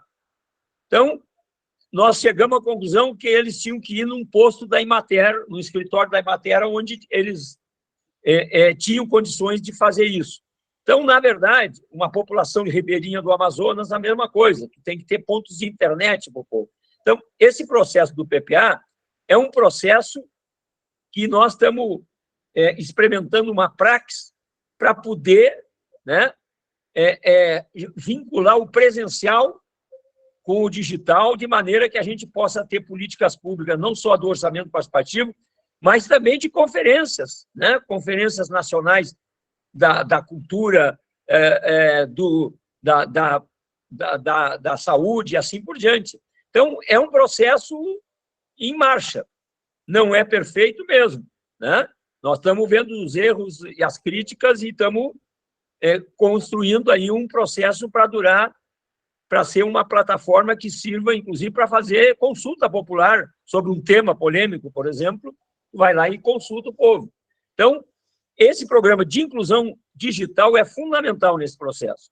Dito isso, né, quero dizer para o Pisolato que, desde quando ele foi vítima do lawfare, eu e meus companheiros sempre fomos solidários contigo, tá? Sabíamos que tu era inocente, assim como o Lula. Tá? Um grande abraço. A Lígia levanta a questão da desigualdade, né? E da democracia em desgaste, né? A guerra da OTAN, da Ucrânia, né? Que a OTAN acabou provocando, é aquilo que eu falei no início da minha fala, aliás, no final da minha primeira fala. Nós estamos vivendo um mundo de hegemonia do capital financeiro, com os grandes grupos multinacionais, e que não tem pátria, não tem soberania de país. Até o coração do império está com o povo ralado lá, sem emprego e emprego precarizado, seja na Europa, seja nos Estados Unidos. Então, nós estamos numa sociedade, ela não cai de maduro, o império não cai de poder porque tem armas, tem mídia, entende? Que se mantém. A guerra da Ucrânia é um exemplo disso. Eles provocaram uma guerra, né, querendo botar a OTAN nas barbas da Rússia, que não é socialista, uma Rússia capitalista, então uma disputa de potências capitalistas, do império querendo... A disputa hoje que eles fazem com a China é em função que a China hoje se expandiu as suas relações na África, na América Latina, né? Então, e o capital financeiro impõe a questão, né, de sugar os países pela dívida pública, e essa questão do teto de gasto é um negócio sui generis, né? Quer dizer, só vale para quando o governo é nosso, da esquerda. Que o Bolsonaro tinha o teto de gasto e furou o teto de gasto com o Congresso Nacional em 790 bilhões. Entende? E a mídia podia cair em pau, mas nunca fez isso. Agora eles são o maior defensor do teto de gasto, do arcabouço fiscal, que é uma... Como o teto de gasto, com a nossa vitória, a gente conseguiu sair dele, e aquela PEC da transição, conseguimos furar aquilo ali. Quer dizer, hoje tu tem que fazer um malabarismo aí com a questão do arcabouço, que não, a rigor não precisa absolutamente nada, porque os três governos, os dois do Lula, o da Dilma, o primeiro e o início do segundo, nunca deixou de pagar serviço da dívida. Então, o teto de gasto, quando eles impõem, não é porque tem risco de não pagar o serviço da dívida pública, é porque eles não querem que os países se desenvolvam. Eles não querem que o país tenha emprego e renda, porque aí eles podem, através dos grandes grupos multinacionais, precarizar o trabalho e sugar, né, os trabalhadores sem direitos trabalhistas e assim por diante. Na verdade, o teto de gasto é para subordinar os países e não ter soberania, não ter desenvolvimento e uma política de combate à desigualdade. No fundo do teto de gasto é isso, né? E é um elemento portanto, o mundo multipolar tem um papel fundamental, né? E aí, como eu falei antes, né, o papel que o presidente Lula tem exercido já na recuperação da política internacional do Brasil, que era completamente, né, que com o governo do Temer e o Bolsonaro virou uma piada, né, uma subordinação completa ao capital financeiro. Quer dizer, nós temos aí um período, né, de que a política externa tem um papel importante para nós resolver os problemas internos. Se vocês verem, quando terminou a Segunda Guerra Mundial, houve uma ola, né, de redemocratização de caídas de ditaduras, né? Então, sempre a questão internacional é um elemento muito importante para resolver as políticas soberanas e de projetos democráticos populares internamente. Então, nós não podemos nunca perder de vista que a política internacional, de ter uma política de um novo mundo multipolar e de cooperação, a ida da Dilma como presidente do Banco dos BRICS é uma questão muito importante, né? Então, estamos aí nesse processo aí que é o início de um novo tempo, que o Fiore, né, o Luiz Fiore, tem colocado muito bem essa questão.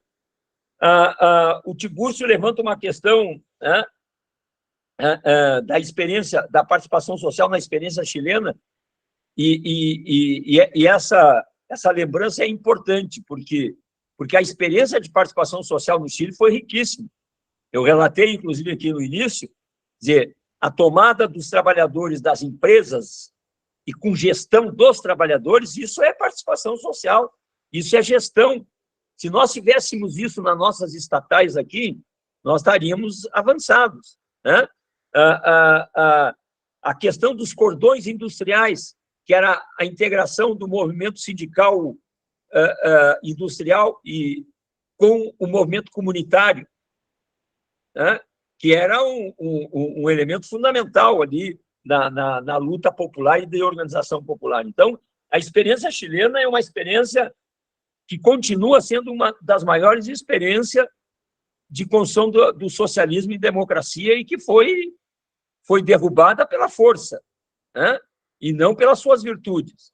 Inclusive, a Unidade Popular aumentou a sua votação nas eleições parlamentares e para em torno de 43%, né, quando tinha ganhado as eleições lá com, né, uma minoria de 30 e poucos por cento de voto. Então, o processo formativo que o Tiburcio levanta é importantíssimo. Quer dizer, se tu tem democracia participativa, é importante que a sociedade, que os partidos de esquerda façam a formação política de educação popular.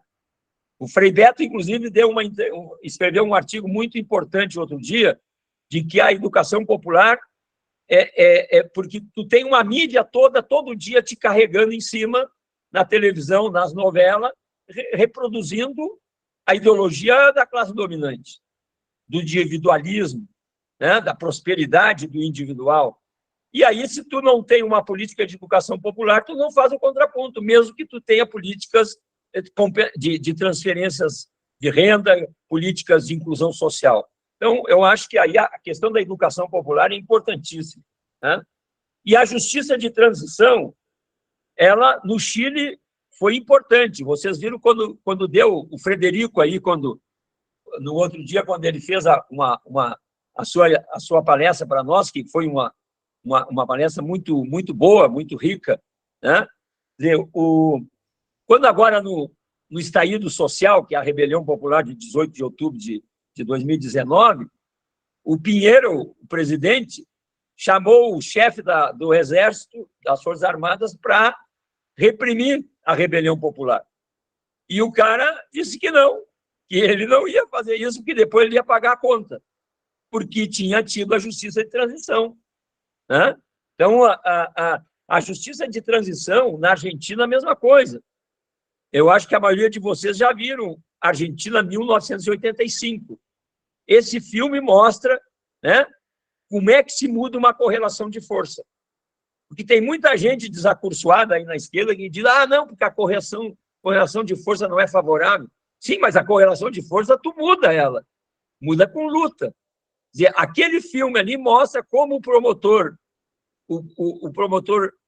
e o adjunto fizeram uma opinião pública virar favorável para eles e virou o jogo e prenderam, né?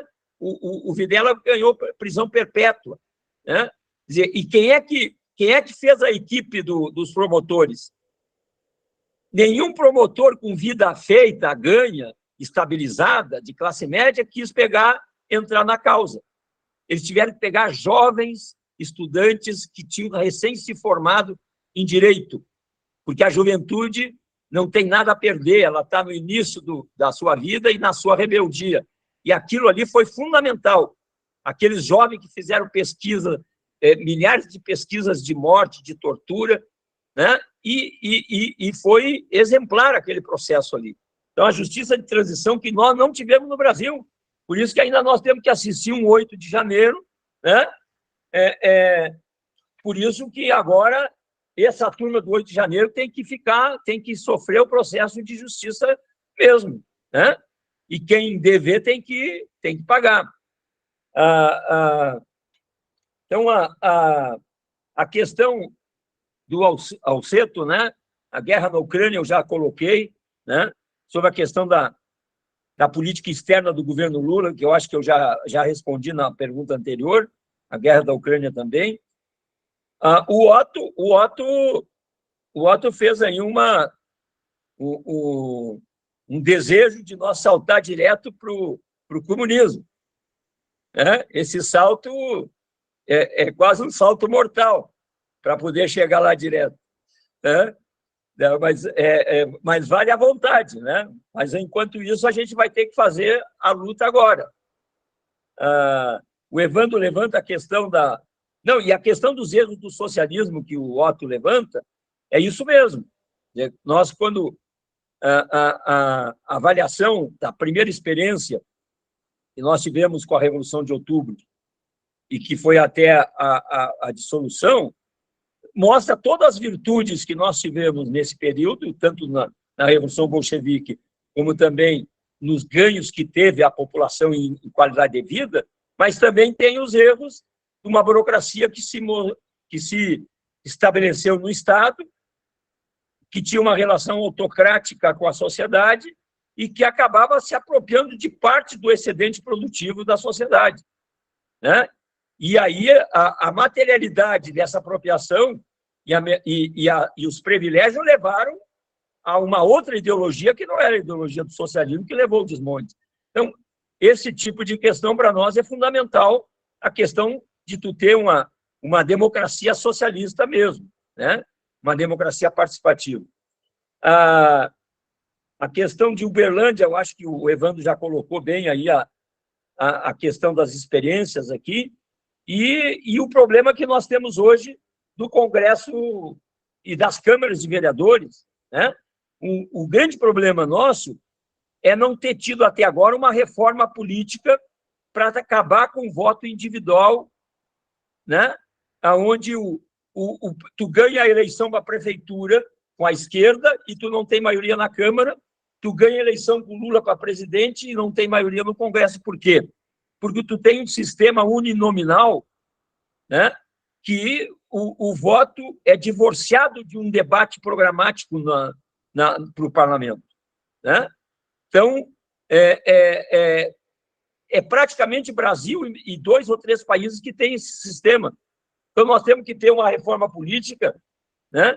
Que o financiamento seja exclusivamente público e com uma lista partidária, ou das coligações, ou da federação, que é ordenada, como é no Uruguai. O Uruguai tem o melhor sistema de sistema eleitoral, porque a Frente Ampla do Uruguai tem vários partidos que compõem ela, mas quando tu tem o direito de botar cada lista do Frente Amplo, entra com a sua lista lá, ordenada, e o cidadão que vota para presidente está votando numa daquelas listas ali, escolhendo a lista também. Então, nós temos um problema da reforma política, né, que é fundamental. E, evidentemente, que o desenvolvimento econômico, como diz o Evandro, nos leva a ter mais apoio popular. Isso é um elemento catalisador, né? Principalmente o segundo governo Lula, nós tivemos, e o primeiro governo Dilma, né, um processo de emprego, inclusive de aumento do emprego formal, de distribuição de renda, que deu muito apoio popular. Então, a política econômica é fundamental nisso, de tu ter uma política de crescimento, e aí nós temos que aguentar um Banco Central com juros de 13,75%, né?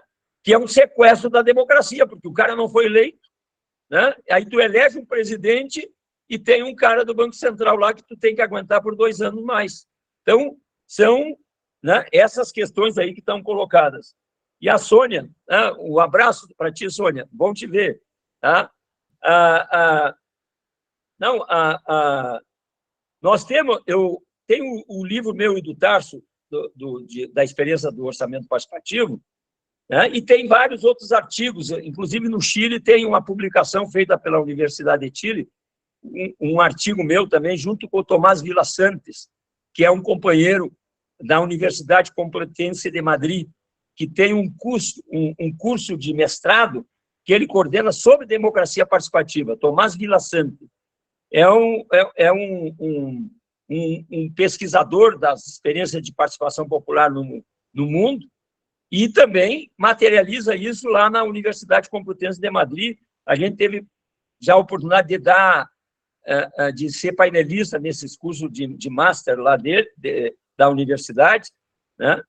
E tem um livro publicado em Portugal pelo Nelson Dias, que é o Orçamento Participativo, é um livro sobre em tudo que é lugar que tem orçamento participativo, né?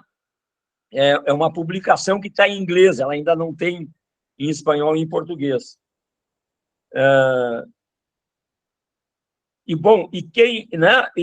Na experiência de Porto Alegre, quem participou do orçamento participativo nos 16 anos, né, foi o povo da periferia da cidade, né, que necessitava ter inversões e melhoria do serviço público na periferia.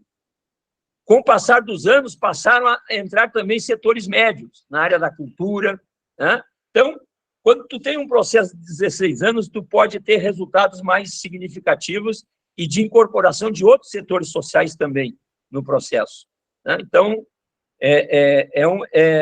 sempre a gente tem que ter essa visão de que o processo político, né, ele é dialético, ele não é perfeito, ele vai ter, né, contradições, e aí está aí o Chile que, né,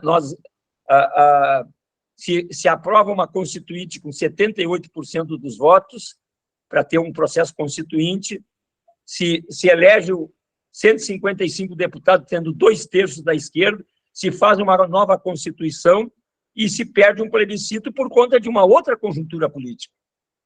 Não era a mesma conjuntura política, né? Eu disse isso já na minha fala anterior, e aí que nós temos que fazer as contas se precisaria ter um plebiscito confirmando uma constituinte que teve todo esse processo anterior, né? Então, tem que ter também estratégia política, né,